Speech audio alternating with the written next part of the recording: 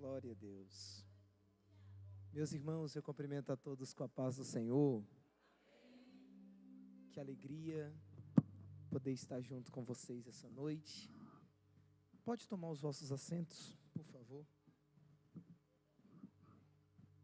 Glória a Deus. Que alegria poder estar junto com vocês pela primeira vez.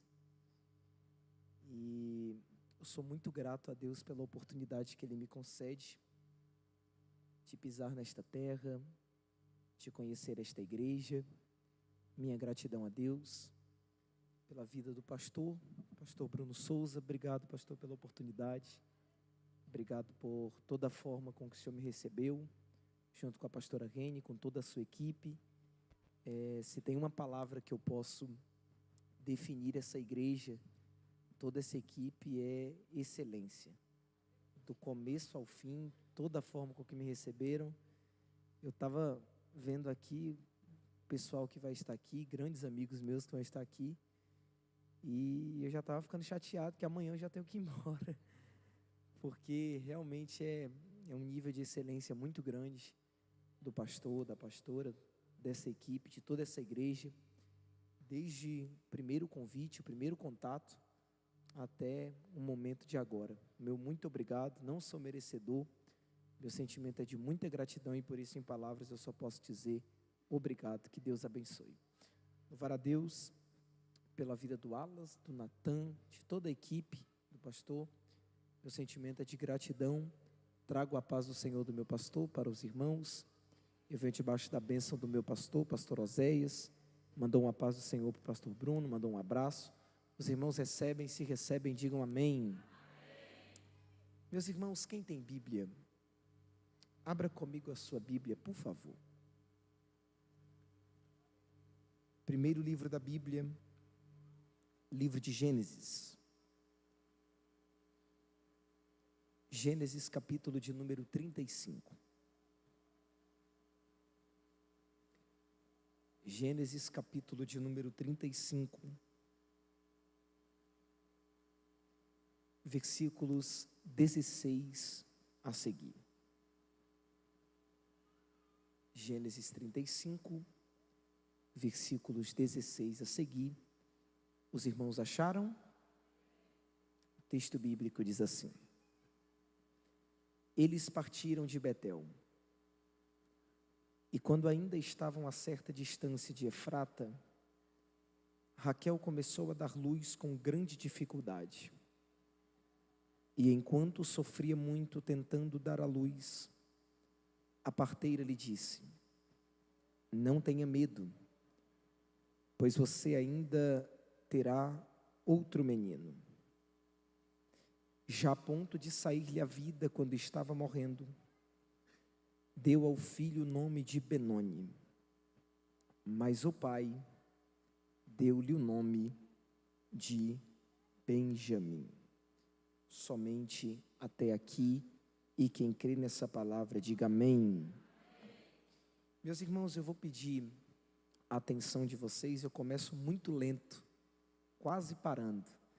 Eu sei que de começo talvez te dê um pouquinho de sono, mas aguenta, depois eu vou pegando o ritmo e Jesus vai dando graça. Todos me ouvem? Quem me ouve, diga glória a Deus. No capítulo de número 35, nós vemos os peregrinos de Deus fazendo progresso, chegando ao lugar que Deus lhe havia ordenado. No entanto, o novo passo de fé dado por Jacó não evita que ele passe por problemas. Durante um tempo de renovação, Jacó acaba tendo que sepultar o seu pai, sua esposa mais amada. E para aumentar ainda mais o seu sofrimento, seu filho primogênito acaba cometendo um pecado horrível. Porque ser um cristão vitorioso não significa escapar das dificuldades da vida, desfrutar de dias despreocupados, mas significa andar com Deus pela fé, sabendo que Deus está conosco, é confiar entendendo que Deus nos ajudará sempre para a sua glória, mas para o nosso bem, independente das dificuldades que Ele permitir que venhamos passar. É por isso que o cristão que está amadurecendo, ele não ora perguntando: como posso sair dessa? O cristão que está amadurecendo, ele ora perguntando: o que posso aprender com isso? Porque ele entende que o mundo não é um playground, ele é uma sala de aula. A vida não é um feriado, ela é um aprendizado.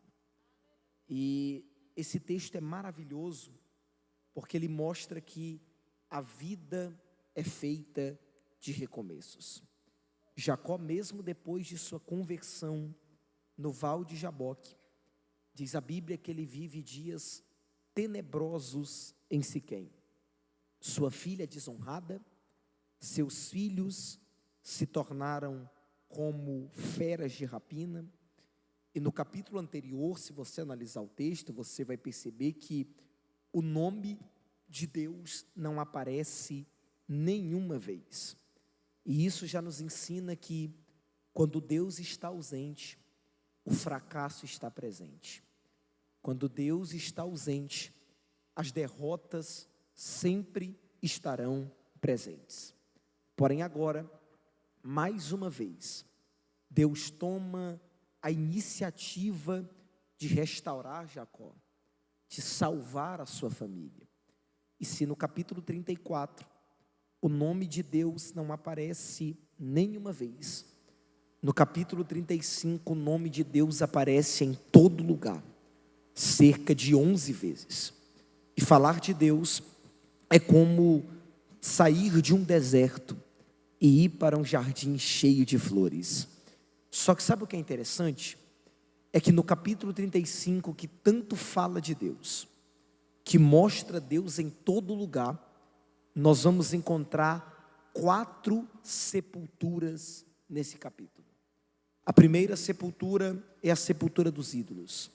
A segunda, a sepultura de Débora. A terceira, a sepultura de Raquel. E a quarta, a sepultura de Isaac. E isso nos dá uma lição de que, muitas das vezes, nós encontraremos luto em meio aos recomeços. Nós encontraremos funerais em meio aos recomeços. Porque a verdade é que recomeçar não é fácil. Porque tudo que envolve a palavra é mais difícil. Tudo que envolve o na frente é mais complicado. Restaurar, renovar, recomeçar, refazer, restituir. Porque é fazer de novo algo que já foi feito, mas por algum motivo foi destruído. E fazer de novo é sempre mais complicado do que fazer a primeira vez. E não é o extremo.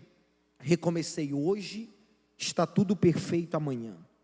Muitas vezes, no meio do meu recomeço, as circunstâncias serão adversas, os ventos serão contrários. Porém, Deus usa as circunstâncias inesperadas da nossa vida para nos dar um restart, para nos dar um novo ponto de partida. Normalmente, a sepultura é o fim da jornada. Tanto que quando você vai se casar, o pastor fala: você promete estar com fulano na saúde, na doença, na riqueza, na pobreza, até que a morte o separe. Porque normalmente a morte é o fim da jornada. Mas Deus é tão grande que Ele nos faz ter recomeços em meio às sepulturas. E do nosso fim, Ele transforma em grandes recomeços. Só que Deus usa a dor do luto para trazer um recomeço a Jacó. E vale lembrar que Deus não quer apenas trazer um recomeço, mas Deus quer tornar Jacó consciente de um recomeço. Porque Deus não pode trazer um recomeço para quem não está disposto a recomeçar. Deus não pode trazer uma vida nova para quem não está disposto a sair de uma vida velha. Se nós analisarmos o texto, nós vamos perceber que Jacó acabou de se desfazer de deuses estranhos de sua família, e ele edifica um altar a Deus. Só que o curioso é que no versículo 7, Jacó edifica um altar, e no versículo 8 já tem uma morte, mas até aí ainda vai. Só que de repente a situação sai totalmente fora do controle. Versículo 16, o texto diz: eles partiram de Betel, e quando ainda estavam a certa distância de Efrata, Raquel começou a dar à luz com grande dificuldade. Vamos lá. Um filho é motivo de festa, de alegria, de comemoração. A Bíblia diz que os filhos são herança do Senhor. E se nós analisarmos quem é que está dando à luz, nós vamos perceber que a alegria tem que ser ainda maior. Porque quem está dando à luz é uma mulher que durante muito tempo foi estéril, que sentiu a dor da esterilidade. Raquel viveu vários anos entristecida por ter o amor do marido, mas não ter os filhos dele. Para você ter noção do tamanho da dor de Raquel, no capítulo 30, versículo 1 do livro de Gênesis, Raquel suplica a Jacó dizendo: dai-me filhos, senão morrerei. Deus se lembra de Raquel, ouve sua oração, faz ela conceber, ela dá luz a um filho, e ela coloca o nome do menino de José. O nome José significa acrescentar. Então, quando ela coloca o nome do menino, ela está dizendo: eu não estou satisfeita com apenas aquilo que tenho, eu quero que Deus me acrescente mais um. Faz mais uma vez, Senhor, faz de novo, Deus. Então você percebe que ela orou para isso, ela desejou isso, ela sonhou com isso. E agora imagina a reação de Jacó e Raquel quando descobriram que a oração foi ouvida novamente. A estéril agora está dando luz a outro filho. Com certeza, nas suas orações ela pedia isso, e as suas orações foram ouvidas. Só que o texto mostra que o mesmo bebê que trouxe felicidade a Raquel e seu marido, também lhe trouxe lágrimas. Raquel e Jacó têm o seu desejo cumprido, porém no mesmo ato que eles têm a sua oração respondida, Raquel sofre e morre no parto de seu segundo filho. Alguns estudiosos dizem que Raquel não sabe o que exigia, porque o argumento de Raquel é: se eu não tiver filhos eu morrerei. Porém o contraditório é que é o nascimento de um filho que traz morte a ela. Outros estudiosos pensam que precocemente Jacó, sem saber, pronuncia uma bênção de maldição, pronuncia uma maldição de morte sobre Raquel, porque ela escondia os deuses de seu pai na sela do seu camelo. E Jacó pronuncia uma palavra dizendo: que não viva aquele com quem achares os teus deuses, sem saber que os deuses estavam com Raquel. Porém eu não quero me prender a esse fato, porque o texto, ao registrar a morte de Raquel, não parece vincular um acontecimento ao outro. O fato que eu quero que você entenda é que aquilo que Raquel esperava que iria lhe trazer vida, lhe traz morte. Aquilo que Raquel sonhava é o que tira a sua vida, porque a vida é um mosaico de luzes e sombras, de alegrias e tristezas. O amor de Jacó por Raquel era o mais resplandecente fator de seu caráter, mas agora ela estava morta e Jacó precisava sepultá-la. Jacó já tinha passado por muitas tristezas em sua vida. O pai de Raquel já tinha enganado Jacó, fazendo com que ele se casasse primeiro com Lia, irmã de Raquel. Quando ele casa com a sua amada, ele vive anos amargos de esterilidade. De repente ele se depara com a alegria do nascimento de José. Parece que as coisas iam fluir. E quando o segundo filho, tão esperado, sonhado, aguardado, desejado, vem, custa a vida de sua amada. O que era para ser um momento de grande alegria, se torna um momento de extrema frustração. E sabe o que é estranho? É que Raquel morre logo depois de Jacó restaurar a comunhão com Deus. Raquel morre logo depois de Jacó restaurar um altar. Mas quando Jacó restaura um altar, ao invés de vida, a morte. Ao invés de culto de ação de graças, a funeral. Porque nós precisamos entender que as grandes experiências espirituais não são uma garantia contra sofrimentos e provações da vida.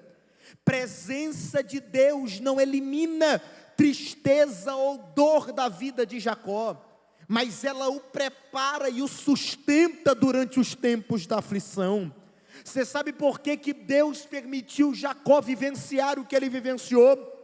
Porque Deus sabe que quando Jacó reconstrói o altar, ele revela uma capacidade extraordinária de suportar sofrimento. E o motivo de ter sido gerado uma resistência dentro de Jacó é porque ele encontrou Deus no altar. E quem encontra Deus no altar recebe de volta tudo que um dia ele perdeu. Quem encontra Deus no altar recebe maturidade para entender que nem sempre Deus vai fazer o que eu quero, nem sempre Deus vai fazer o que eu peço. Porque quando o que eu peço não cabe no projeto de Deus, Deus me dá graça para entender que o que Ele vai me dar pode não ser o que eu quero, mas é o que eu preciso. Eu estou falando com gente aqui nessa noite que tem maturidade para entender que o que não deve ser curado precisa ser suportado. Mas eu estou falando com pessoas aqui nessa noite que quanto mais você cresce espiritualmente, maiores são as pancadas da vida em você. Quanto mais você se desenvolve na graça e no conhecimento, maiores são as dores que você tem que enfrentar. Mas eu preciso dizer algo, e se você entender, você reage com glória, com aleluia, da melhor maneira que você achar. Deus sabe até onde você aguenta. Deus sabe da tua estrutura para enfrentar dores e ainda ter um grito de glória na boca. Deus sabe da tua capacidade de lidar com pressões e mesmo assim soltar um cântico de louvor dizendo: se Cristo comigo vai, eu irei.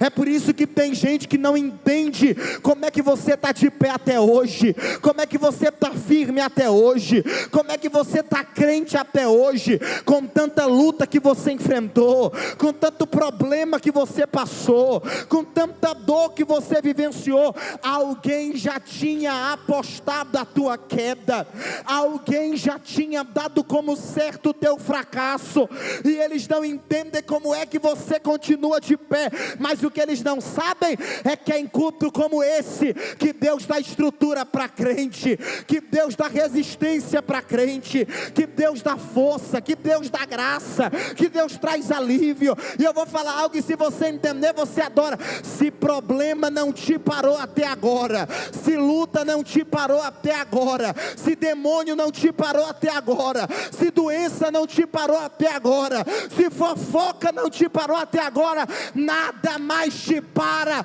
Você vai atravessar, oh glória a Deus. Você pode levantar sua mão mais alto que você puder.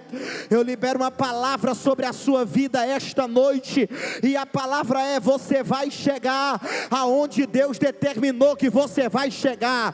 Você vai viver tudo que Deus determinou para você viver. Alguém está achando que essa dor vai matar você, alguém está achando que esse problema vai arrancar os teus cabelos da cabeça, alguém está achando que você vai precisar de remédio para dormir à noite, com tanta pancada da vida em cima de você. Mas eu preciso dizer algo: o que não te mata te deixa mais forte. Há um segredo de Deus desta dor. Você pode adorar a Deus esta noite.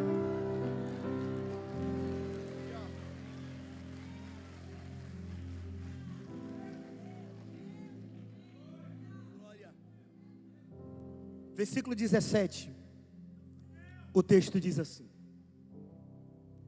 e enquanto Raquel sofria muito, tentando dar à luz, a parteira lhe disse: não tenha medo, pois você terá outro menino. E engraçado é que essa mulher tenta animar Raquel, dizendo: o menino não vai morrer, mas ela fala da vida do filho que está custando a morte da mãe. E ela olha e diz assim: olha, Raquel, reage, porque você precisa colocar um nome nessa criança. E deixa eu abrir um parênteses para te explicar um pouquinho sobre nome na Bíblia. Quando a gente fala sobre nome, a primeira coisa que vem na nossa mente é identificação. Você é identificado pelo seu nome. Mas nos tempos antigos, nos tempos da Bíblia, nome revelava muito mais do que isso. O nome de alguém também revelava a sua personalidade, seu caráter e o seu destino. Um nome para ser dado na Bíblia não era aleatório. Ou ele passava por um contexto espiritual, ou por um contexto tradicional, e para mim o pior de todos, ou por um contexto circunstancial. Baseado no momento, baseado na circunstância. Vamos voltar para a cena. A parteira olha e diz: não temas, você está dando à luz a um menino, e qual será o nome dele? Raquel olha para o momento que ela está vivendo. Raquel olha para a circunstância que ela está enfrentando, e ela diz: o nome do menino será Benoni. E o nome Benoni quer dizer filho da minha dor, filho do meu sofrimento. Raquel dá esse nome e morre. Só que engraçado é que ela morre, mas tem alguém que vai suportar o peso desse nome o resto da sua vida. Alguém que não pediu para nascer, que não sonhou em nascer, que não orou para nascer, que não desejou nascer, mas nasceu. E quando ele crescesse, alguém ia olhar e dizer: ele é o filho da dor, ele é o filho do sofrimento. A mãe dele morreu para ele estar vivo. Olha o tanto de gatilho que ia despertar na mente desse moço. Olha o tanto de dor que esse moço ia viver. Alguém ia olhar para ele e dizer: você só está vivo porque a tua mãe morreu para você estar vivo. Você sempre será o filho do sofrimento. Você sempre será o filho da dor. Porém, sabe qual é a minha alegria? É que se no versículo 18 tem uma Raquel que está dando nome baseado numa circunstância, no mesmo versículo tem um Jacó que está mudando o nome baseado numa história. Eu vou falar de novo para ver se você melhora esse glória a Deus aí. Se no versículo 18 tem uma Raquel que está dando nome baseado numa circunstância, no mesmo versículo tem um Jacó que está dando um nome para trazer uma história. Halamaia Xanda. Jacó espera Raquel morrer, e quando Raquel morre, Jacó diz: troca o nome agora. Não, mas Raquel disse que é esse nome, mas eu estou mandando trocar. Mas Raquel falou que queria esse, mas eu estou mandando trocar. Por que, Jacó? Porque o nome do menino não será Benoni. Por quê? Porque ele não será conhecido como filho da dor, ele não será conhecido como filho do sofrimento, ele não será conhecido por um momento trágico, ele não será conhecido por um passado de luto, ele não será conhecido por um cenário de morte. Deixa eu abrir um parênteses para falar com alguém aqui nessa noite.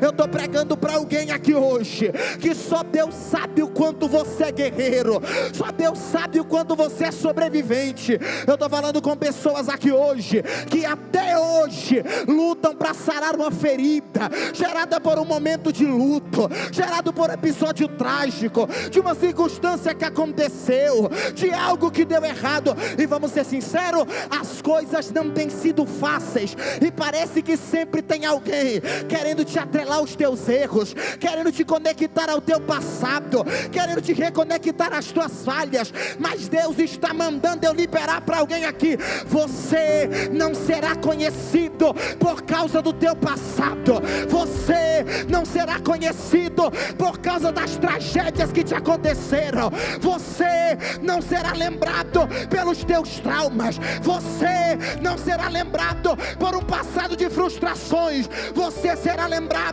por um futuro de testemunhos. Você não será marcado por um passado de derrota, você será lembrado por um futuro de milagre, de milagre, de milagre. Consegue olhar para alguém que está do seu lado aí? Olhe para ele, olhe para ela. Se ele estiver dormindo, dê um glória a Deus no ouvido dele e diga: o teu nome não será Benoni. Diga isso para eles. Teu nome não será Benoni. Diga isso para eles. Porque tu não foi chamado para ser filho da dor. Porque tu não foi chamado para ser filho do sofrimento. Porque tu não foi chamado para ser filho da humilhação. Porque tu não foi chamado para ser filho da tragédia.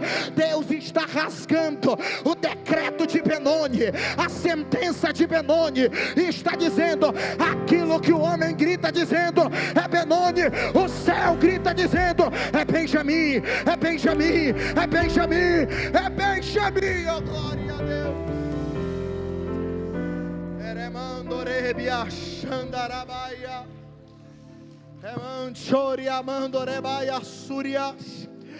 Teu casamento não será Benoni, tua família não será Benoni, teu ministério não será Benoni. Eu não sei se alguém recebe. Teus sonhos não serão Benonis, teus projetos não serão Benonis, teu futuro não será Benonis, teus filhos não serão Benoni, teus netos não serão Benoni, tua geração não será Benoni. Deus está rasgando o decreto de maldição e está dizendo: é Benjamim, eu tenho uma história de milagre para você viver, oh glória.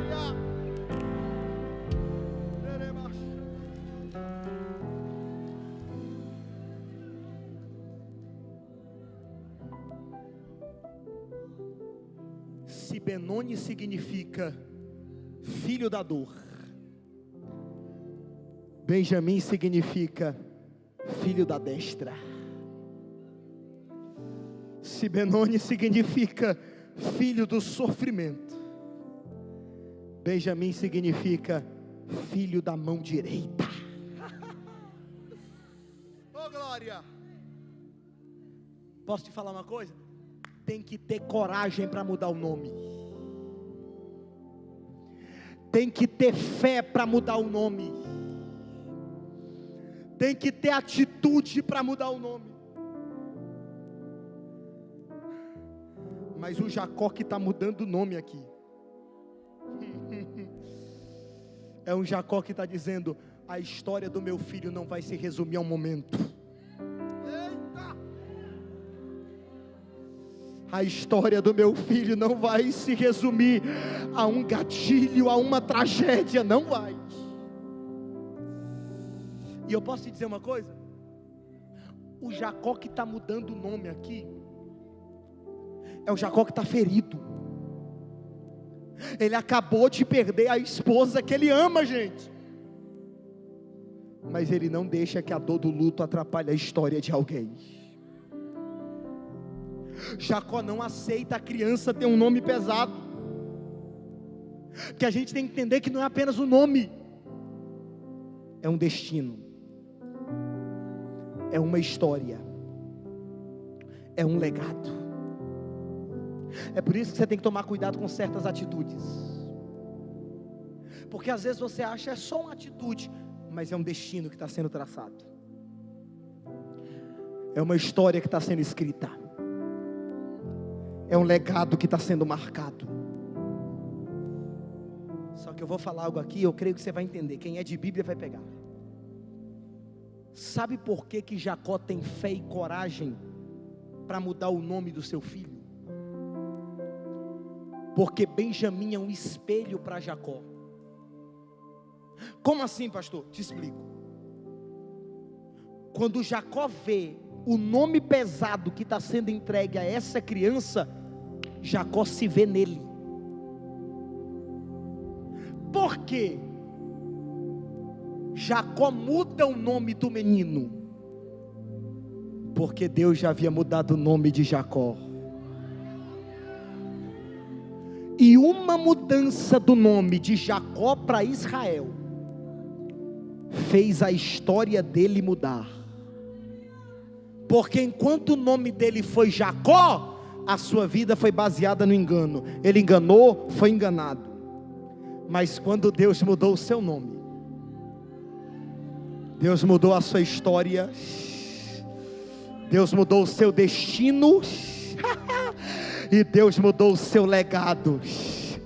Posso falar? Vai ter momentos que Deus vai mudar teu nome, mas vai ter momentos que Deus vai usar você para mudar destinos, para mudar histórias, para mudar legados. Eu vou falar rasgado, eu não sei se você pega, mas se você entender que é para você, você pega. Eu estou dizendo que Deus já mudou a tua história, mas agora Deus vai te usar para mudar a história de alguém. Eu estou dizendo, eu sinto Deus aqui nessa noite. Talvez a história da tua família é morrer no alcoolismo, mas Deus vai usar você para mudar destinos, para mudar história, para mudar legados. Talvez a história da tua casa é morrer nas drogas, mas Deus vai usar você para mudar destino, para mudar história, para mudar legados. Talvez a história de um parente que você ama é morrer fazendo a vontade da carne. Deus vai usar você para mudar história, para mudar destino, para mudar legados. E eu não sei se alguém recebe, mas eu preciso profetizar. Se tiver alguém que tem coragem de mudar o nome, a tua família não viverá tragédia, tua família viverá culto de ação de graça. Você pode adorar, oh glória, aleluia. A natureza das dores chama ele de Benoni, mas a fé grita Benjamim. E eu já estou me preparando para encerrar, só que eu quero que você entenda algo.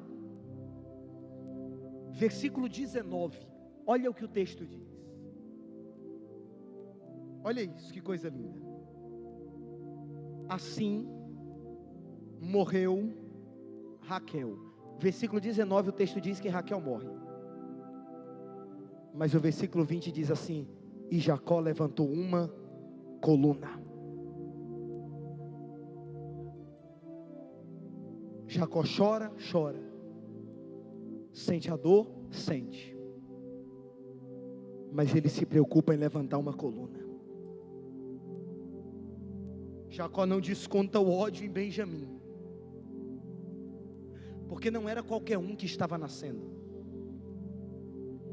era um patriarca de Israel que estava nascendo. Então, mesmo em meio à tristeza, Deus estava cumprindo um grande propósito. E é preciso ter fé para que alguém veja isso. Veja o que, pregador? Que até nas maiores frustrações, Deus cumpre os seus propósitos. Pregador, mas eu não estou vendo. Mas o fato de você não ver não torna o propósito divino menos real. Não é porque você não vê que não está acontecendo. Deus é bom, sempre bom. Reverendo Hernandes Dias Lopes conta um fato que havia um súdito que dizia para o rei: rei, Deus é bom.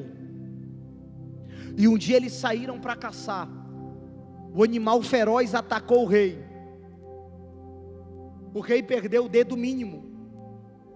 O súdito olhou na cara do rei e disse: mas Deus ainda é bom. O rei achou que era um deboche, mandou prender o súdito. O súdito foi preso e a vida do rei continuou. Em outra caçada, o rei foi caçar e ele foi capturado por índios. E os índios iam sacrificar o rei. Só que na hora do sacrifício, os índios perceberam: não dá para sacrificar o rei. Por quê? Está faltando um dedo. E o sacrifício precisa ser perfeito. Mas o rei não é perfeito porque falta um dedo. Por causa de um dedo o rei não foi sacrificado. O que é que ele fez? Foi na prisão. Mandou libertar o súdito. E disse: verdadeiramente, Deus é bom. Só que tem um porém. Já que Deus é tão bom, me responde uma coisa: se Deus é tão bom, por que eu te mandei para a prisão? E o súdito respondeu: porque se eu tivesse com o Senhor, seria eu que seria sacrificado. Deus é bom em todo tempo, e em todo tempo Deus é bom. E eu vou falar algo aqui: até nas tragédias, Deus tem um propósito.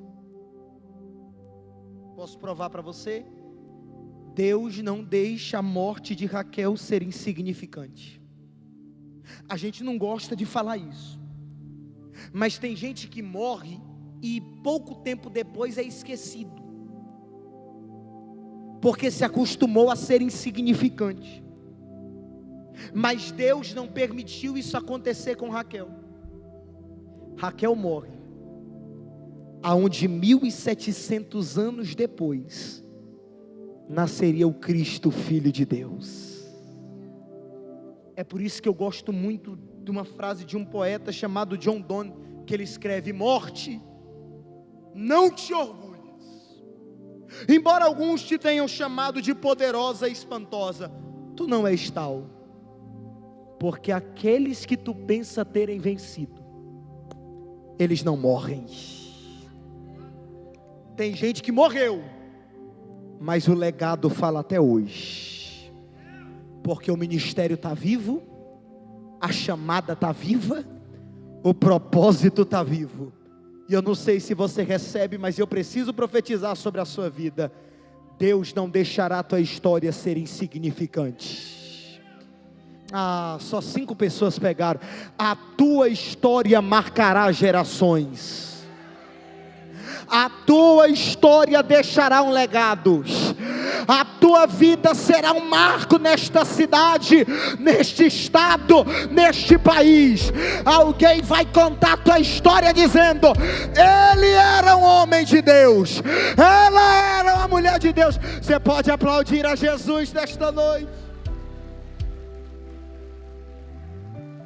E eu encerro, mas eu quero que você entenda algo. Versículo 19, o texto diz que Raquel morre. Mas versículo 21, o texto diz que Jacó parte. Versículo 19, Raquel morre. Mas versículo 21, Jacó atravessa. Sabe o que é isso? É Jacó dizendo: eu não posso enterrar o meu coração no túmulo de Raquel. Eu não posso enterrar a minha vida num passado doloroso. Sabe o que Jacó está fazendo? Lutando. Não tem forças, mas ele está lutando sem elas. Jacó entende que lamentar uma dor do passado no presente é criar outra dor e sofrer novamente no futuro. Tem gente que por conta de alguém que perdeu, tem gente que por conta de uma tragédia, de um sonho que morreu, de um projeto que deu errado, de uma porta que se fechou, simplesmente desistiu de viver. Se enterrou junto com alguém. Enterrou o sonho, enterrou a chamada, enterrou o propósito, enterrou o ministério. Vou ser mais específico. Tem gente aqui nessa noite que era para estar muito melhor, que era para estar muito maior, mas por conta de um momento de dor, você parou no tempo. Só que deixa eu ser sincero com você: quando você para no tempo, o tempo não para em você. O tempo continua passando. E é por isso que tem gente que não cresce, que não amadurece. Tem muita gente que envelhece, mas não cresce, porque envelhecimento é obrigatório, mas amadurecimento é opcional. Entenda que até o luto tem o seu tempo determinado. Chore o que tem que chorar, sofra o que tem que sofrer, porém entenda que é hora de recomeçar, porque o grande artista da vida chamado Jesus Cristo nunca comete um equívoco. Há um propósito para todas as coisas. Jacó entende: eu estou mal, eu estou ferido, eu estou no luto, mas eu entendi algo. O que? é tempo de recomeço. Não estou bem, mas eu preciso entender que Deus não me chamou para ficar parado. Deus me chamou para voar. Deus não me chamou para rastejar. Deus me chamou para voar. Eu estou pregando para a gente aqui nessa noite, que só Deus sabe o que tu estás enfrentando, e essa palavra é para você.